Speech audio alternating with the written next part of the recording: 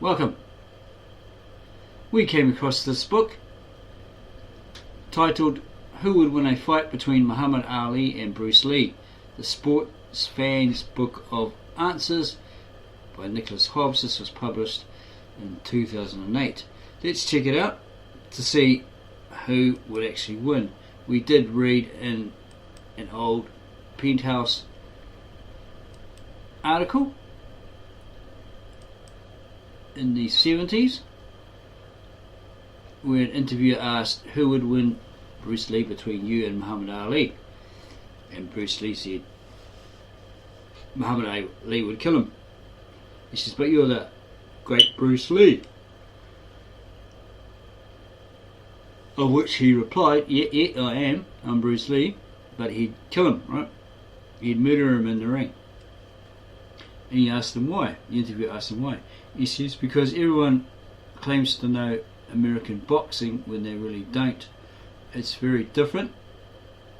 Like He Il Cho of the Black Belt Master or something of Taekwondo said he went up against a boxer and he got the crap beaten out of him because he didn't know boxing. He'd never practiced it. He didn't know boxing like a boxer did, right? He didn't go through the training, all that sort of stuff.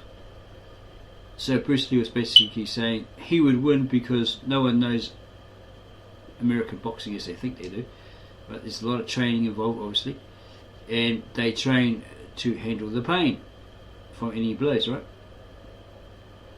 And plus Muhammad Ali had an exceptionally long reach, so he would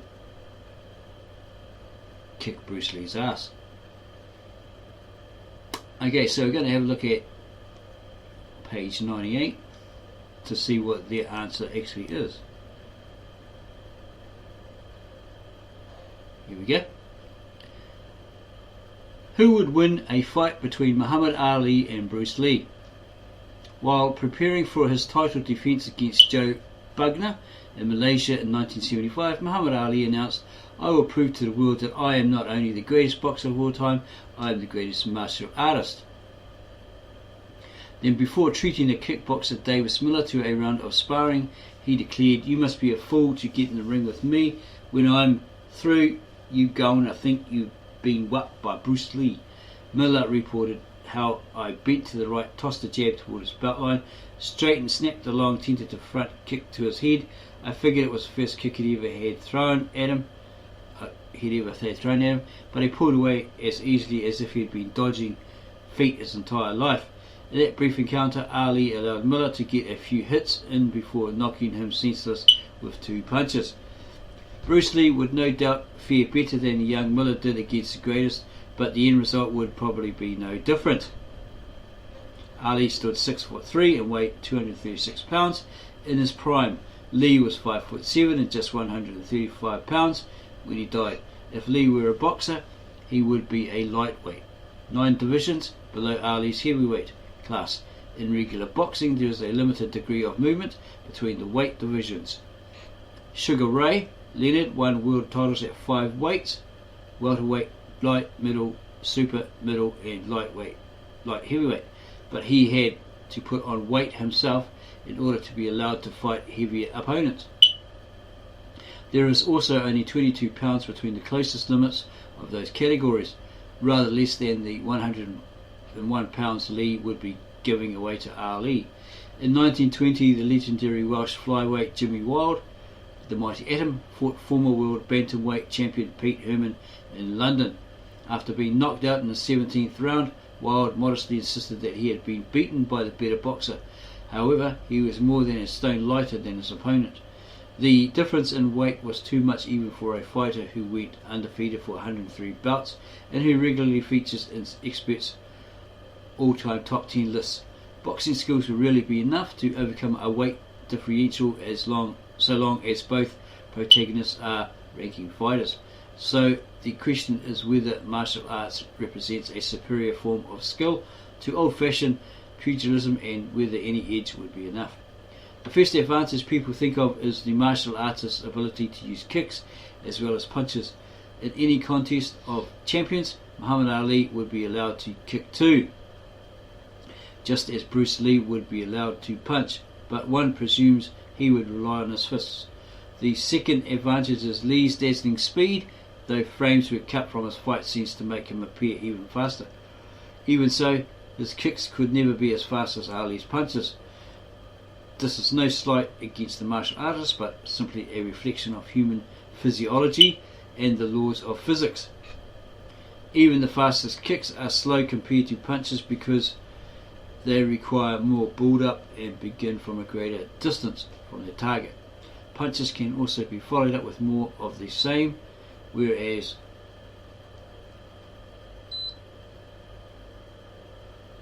combination kicks are slower, more difficult to execute, and usually lose power. Furthermore, Ali would be used to dodging punches that were much faster than Lee's kicks, so to bring his kicks to bear, Lee would need to keep Ali at a distance, assuming that the two are fighting in a ring of limited size. Lee would probably not be able to keep out of the boxer's way for long enough. Ali himself was extremely fast for a heavyweight, but even he couldn't avoid dozens of punches from the lumbering George Foreman. Realizing this, he even made it part of his game plan not to try to during the rumble in the jungle. Similarly, no matter how fast Lee might be, he could not realistically be expected to dodge every blow from Ali. However, there is a tactic that he might have tried, one that was once actually employed against Ali in real life. In 1975, 2 years later, or 2 years after Lee's Enter the Dragon caused a sensation, Ali remarked that he would accept a challenge from any Oriental fighter. He was taken up on the offer by the Japanese wrestler Antonio Inoki and duly kept his word in an exhibition match over 15 rounds in Tokyo. Ali's side were glad to take a reported $6 million as an inducement, but after witnessing Inoki's skills during a training session, they realized they were in trouble. At 224 pounds and 6'2" tall, Inoki was Ali's size, but what threatened to tip the balance was the man's ability to apply a chokehold and twist an arm out of its socket. Ali's handlers wisely insisted on a rule that the wrestler was not allowed to grapple. The result was a farce. Inoki spent most of the fight lying on his back in the middle of the ring, sending kicks into Ali's shins whenever the boxer approached, while Ali himself barely landed a punch. The contest was declared a draw, which represented a moral victory for Inoki as he had 3 points deducted for not moving. Widely believed to be a charade at the time, especially in Japan, the fight did lead to Ali having hospital treatment for blood clots in his legs. 11 years later, Inoki was set up with another heavyweight champion, Leon Spinks, and pinned him in the 8th round. Had Inoki been allowed to use his normal wrestling moves against Ali, the outcome may have been very different. Instead of speaking about how many kicks Ali could withstand in order to get close to a martial artist and throw his punches, we would be asking how many of Ali's punches could a wrestler take in order to get close enough to grapple the boxer to the canvas. For a top competitor, history shows that the answer is probably enough. 19th century heavyweight boxing champions Bob Fitzsimmons and John L. Sullivan both lost impromptu belts to wrestlers in short order. By the 1960s, it was time that a proper controlled contest was held under specific rules. In August 1963, an article appeared in the soft porn magazine Rogue, in which the boxing enthusiast Jim Beck threw down a $1,000 challenge. Judo bums, hear me one and all. It is one thing to fracture pine boards, bricks and assorted inanimate objects, but quite another to climb into a ring with a trained and less cooperative target. My money is ready. Where are the takers? First up was judo champion Gene LaBelle, a close friend and training partner of Bruce Lee himself. He's the one that put Steven Seagal in a sleeper hold he couldn't get out of, and he faked his way through it. He says, "Oh, it's just meditating a way out." Apparently he pooped his pants. First up was judo champion Gene LaBelle, a close friend and training partner of Bruce Lee himself. Told him all grappling, chokeholds and all that sort of stuff, and he couldn't get out of his moves. So he's the scariest man alive. So said Bruce Lee. Facing a middleweight contender, LaBelle choked Beck's representative unconscious in the 4th round. Recent history is even more telling, as nowadays an arena in which the different fighting styles can be directly compared. The Ultimate Fighting Championship. Almost anything goes in mixed martial arts or cage fighting, except for eye gouging and blows to the groin. Yet, contrary to the public's expectation when the sport began, Kung Fu masters have fared notably bad, even worse than pure boxers. The early years were dominated by grapplers, and even today fighters stand little chance unless they have excellent wrestling skills, as so many matches are settled on the ground, either with a submission hold or with one protagonist pinned down and pummeled unconscious. MMA, right? UFC. The most successful mixed martial artist of recent times is Japan's Kazushi Sakuraba. Sakuraba came from professional, that is to say staged, wrestling. After his promoters went bust, he talked his way into the Ultimate Fighting Championships heavyweights only Ultimate Japan tournament in 1997. He pretended that he weighed 203 pounds in order to qualify, and although he was really only 183 pounds, he defeated a 243 pound jiu-jitsu champion to score the first of several victories against bigger, stronger men. One of his smaller victims was the renowned Royce Gracie, who at 180 pounds himself once beat a 275 pound heavyweight wrestler.